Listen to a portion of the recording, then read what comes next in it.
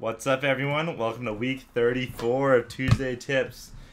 I just finished solving a 17 by 17. Took like 2.5 hours, so I'm a little beat today. But today's episode is the last episode before we kind of get into more of the specific actual tips in terms of like 5, 6, 7. Today's the last like kind of mentality or how to practice episode. Today we're talking about how to practice. So last week was how to prepare to do well at a how to do well at a big competition when you're at the big competition, and this week is how to prepare to do well at a big competition before the competition. So, kind of a little bit of background: when you're a younger cuber or a newer cuber, and you're averaging like over 15 seconds, over 10 seconds, like you're not like in the realm of making a national final or a world final, or you're still kind of like on that quick decline in times, increase in speed. This doesn't really apply to you as much because your goal should mostly be, my goal is to be as fast as I can eventually. It doesn't matter when that happens yet because you're dropping so much time that all competitions to you are pretty much the same because it doesn't matter. You're not making big finals, so it's not a whole lot of a deal when you get your like first sub 10 average, as long as it happens, which is like the big deal. As you become a lot faster, a lot of the more world-class cubers people who are making finals at nationals will notice that they'd much rather do well the weekend of worlds than the week after. Like, there's a big difference in, like, I personally don't care how fast I would do with like the competitions like right after worlds, as long as I just wanted to do well at worlds. So that's kind of a common thing for higher level cubers. So this is more talking about how to do well if you're training for one specific competition. I recommend this heavily for cubers that are preparing for nationals or worlds or one like a regional championship.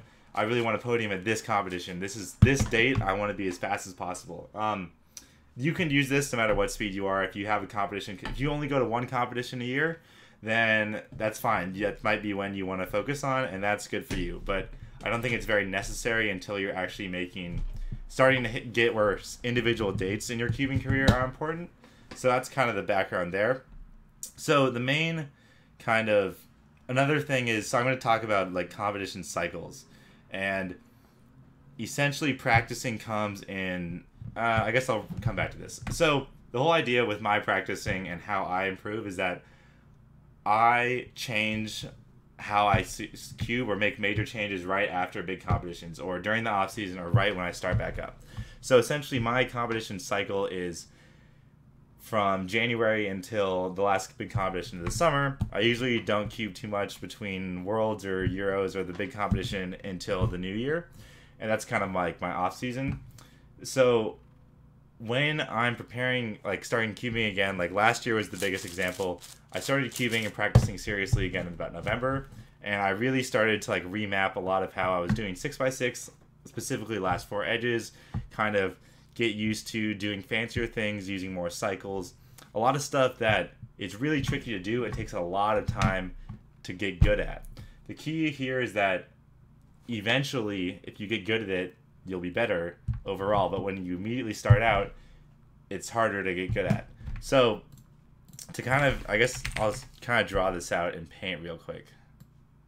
So if everyone can kind of relate to this in terms of starting out when you're starting cubing. So here, let's draw a little graph. So we got your speed.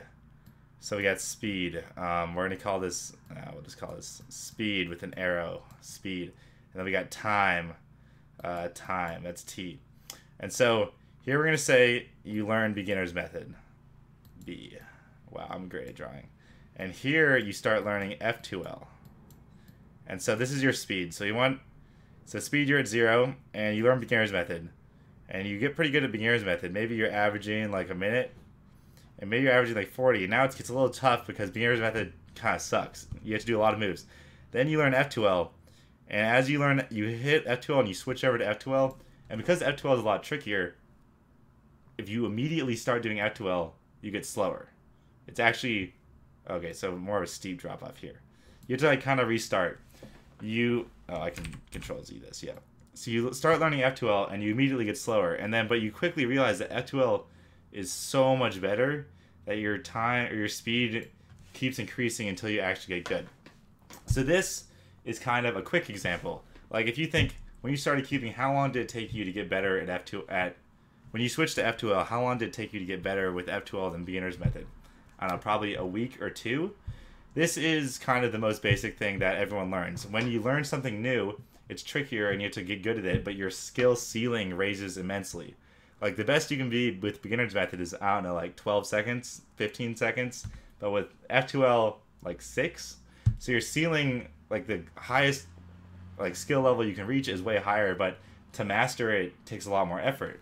So this is pretty much the same thing, but in F2L you can get better in 2 weeks. When you're a higher level cuber and you're learning new things like fancy edge cycles on 6x6, learning how to properly look ahead, learning to switch to color neutral, switching to dual color scheme, learning a bunch of new algorithms, learning ZB, anything that increases your skill ceiling while still, but it's hard to pick up. It's the same thing, but it might take months, years to even finally get better at. Like if you learn ZB, your skill ceiling's way higher because you know all of ZB now, but to get good enough to be faster with ZB than your old at just plain F2L is going to take a lot of practice. So this is why I strongly advise to do these things, like change your cubing style right after your cubing cycle ends, during the off season or right when you start up again, because if your goal is to be as good as possible in July and you switch to color neutral in June, you're going to suck. Like, it's not going to work. You can't, I mean, maybe you can be better with color neutral in a month, but, like, let's say it's impossible. Like, that's not what you want to do. You want to switch in January, then have 6 months to work on it, practice it, try it out in competitions, maybe do a little worse. That's fine. Those competitions don't really matter when you're comparing it to doing well at World Champs. And that is kind of the big idea here. Do your big changes. Like if you're on a cycle of like, oh, I need to do well in the summer, or I need to do well in the spring, do your big changes as soon as the cycle ends. Finish your competition cycle and then think, what am I doing wrong? What should I really improve on? What's the big problems in my solves? And then immediately change those. Learn more algs, kind of adapt your style, and that will help you. And then work on that. It could take weeks, could take months, but change just enough so that when the summer rolls around or whenever your competition rolls around, you're comfortable doing with what you've learned. And that's kind of how you're going to be the best at that one specific competition. So this is all pretty much like a very common idea in sports. Like you don't switch up your swimming stroke. You don't change like your running technique or kind of your batting stance like the week before the season starts or anything. You work on it during the off season and practice it a lot. So that's pretty much the whole tip there. Master when your big competitions end and you have a lot of time left before your next big competition, figure out something new. Redesign your style. You have a lot of time until your speed at that one point is important again. Take that time to increase your ceiling. When competitions are coming up, don't do anything new. If you have Worlds in 1 month, I don't learn anything for like 2 months before a big competition. I know what I've been working on and I want to fine tune that. When you sit down at Nationals or Worlds, you want to know with 100% confidence that everything you've been working on, you can execute without thinking. You don't want to have to be sitting there being like, oh, I think I know this, or this is kind of uncomfortable because I just learned it a month ago. You want to have been doing this for 6 months, and that's how you're going to get your good results when the time comes.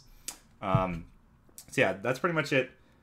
Redo stuff, relearn your stuff when the cycle ends. Do not change anything. Just practice fine-tuning everything you've been working on when the competitions are coming up.